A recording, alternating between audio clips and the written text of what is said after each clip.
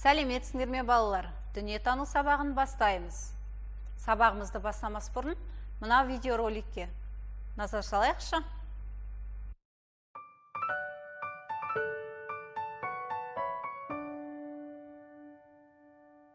Аптада бар 7 күн, дүйсенбі мен сейсенбі, сәрсенбі мен бейсенбі, жұма сенбі, жексенбі. Дүйсенбіде моншақты, тіздің қызыл моншақты, сейсенбіде үй ойнап, қонақ қылдым құршақты. Сәрсенбінің сәтінде, сурет салдым сәкіде, бейсенбі күн биледім, қара жорға үйрендім. Қошақанға жұмада, жем-шөп салдым қорада, сенбі күні ертегі, айты әжем әртүрлі.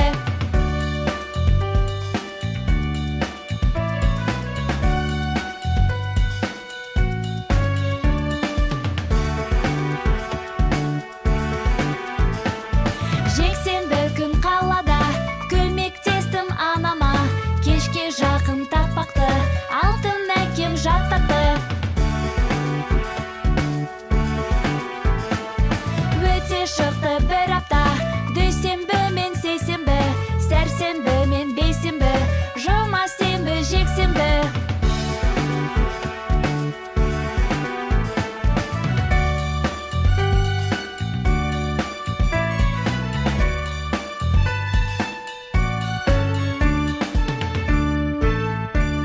Видеоролик ұнады ма?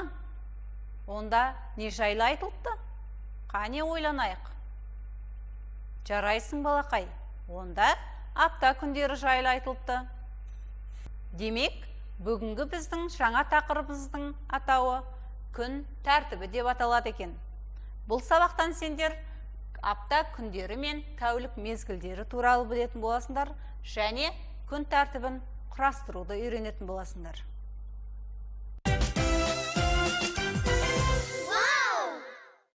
Күн тәртібі.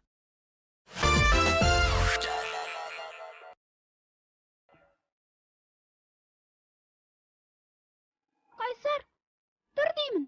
Сағат 8 болды. Біз сағат 8-де тұруымыз керек. Анам солай үйретті ғой. Тұр енді тез. Тұрдым, Кәусар. Таңғы асқа бәліш пісіріп қойыпсыз ғой, анашым. Иә, Қайсаржан, келе қой. Тезірек отырып шайларыңды ішіп алыңдар.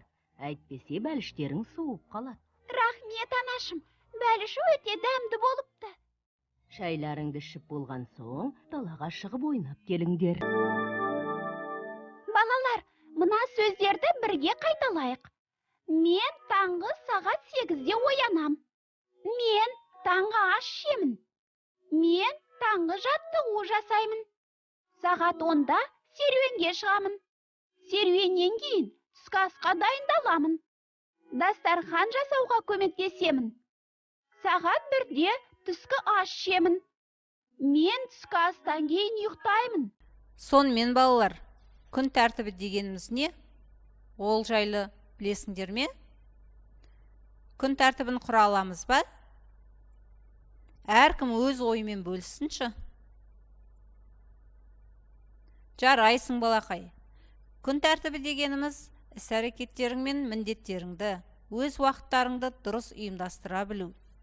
Дұрыс құрылған күн тәртібі мектеп оқушысы үшін оқумен қатар демалуға және ойын ойнауға да уақыт табуына мүмкіндік береді екен.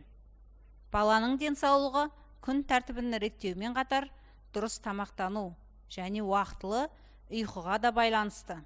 Сондықтан ата-ана осы мәселені үнемі ескертіп отырса, бала да соған әдеттенеді. Күн тәртібін сақтау маңызды екен балақай. Суреттерге мұқият қара. Неліктен бала ұйықтап отыр деп ойлайсың? Оған қандай кеңес берер едің? Кәне ойланып көрейікші, қандай кеңес береміз?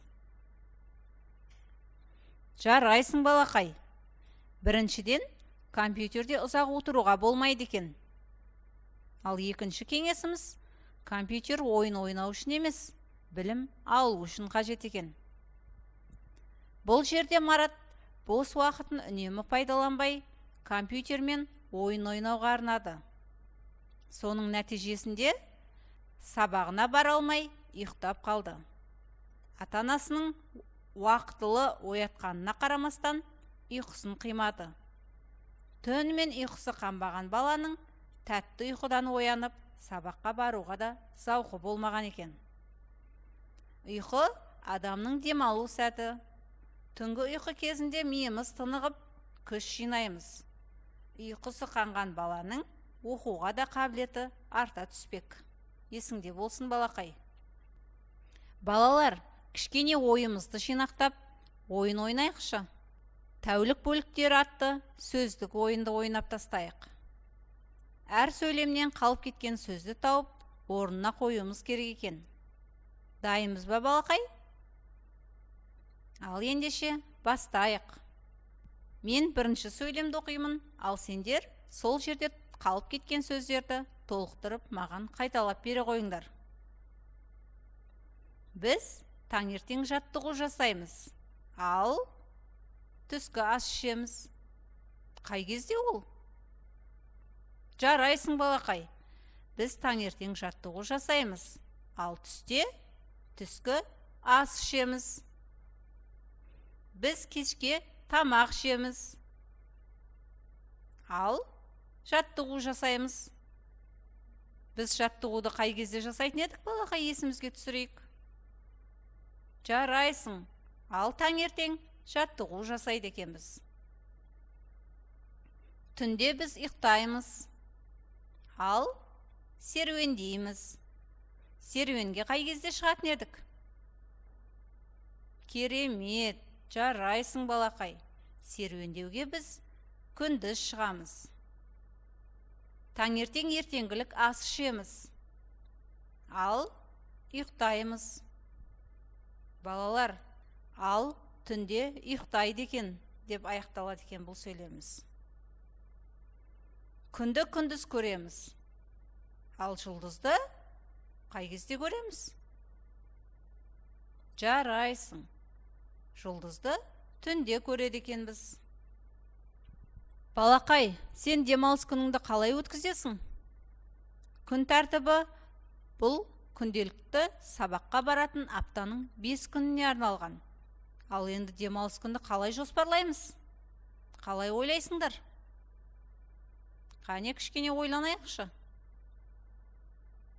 Иә, балақай, демалыс күнін алдын ала жоспарлау қажет. Әдетте оны отбасымен бірге өткізеді. Демалыста әркім ұнататын істермен айналысады. Шуақты күндері табиғат аясында демалғанға не жетсін. Бұл көрініс суреттен байқалып тұр. Таза ауамен тыныстап, пайдалы табиғи өнімдерді жеу адам денсаулығы үшін де пайдасы өте зор екен. Демалыс күнді тек қыдыруға арнамай, ата-аналарымызға көмектесуді ұмытпайық, балақай. Сонымен бүгінгі сабақта өз мәресіне жетіп қалды.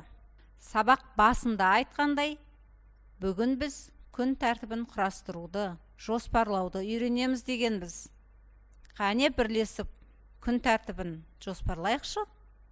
Ол үшін бізге көмекке күн тәртібі атты сурет келе қойсын. Бұл күн тәртібі 7-8 жасар, яғни 1-ші және 2-ші сынып оқушыларына арналған екен. Күн тәртібі, балалар, білесіңдер, таң атқаннан күн батқанға дейінгі уақытта жоспарланады. Таңғы 7:00-де ұйқыдан оянамыз.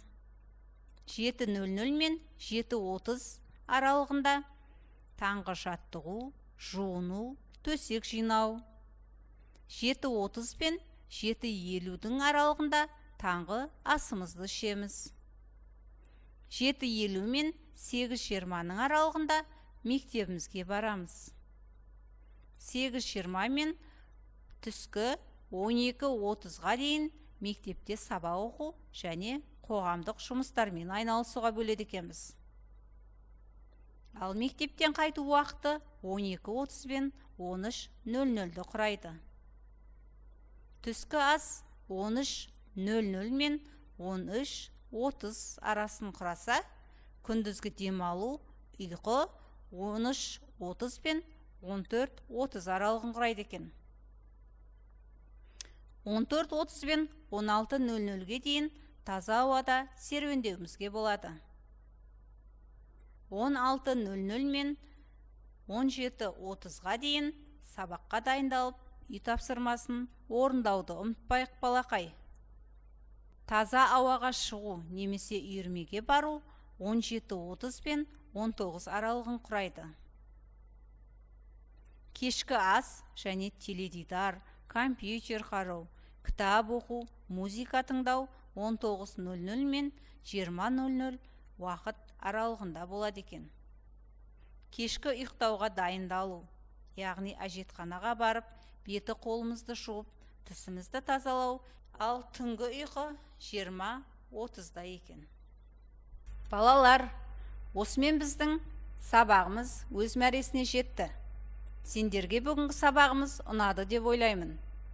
Егер сабақты жақсы түсінсең, бірінші қуанып тұрған смайликті, ал егер толық түсінбесең, сұрақтар туындаса, екінші смайликті таңда. Ал балалар, келесі дүниетану сабағында кездескенше сау бола қойыңдар.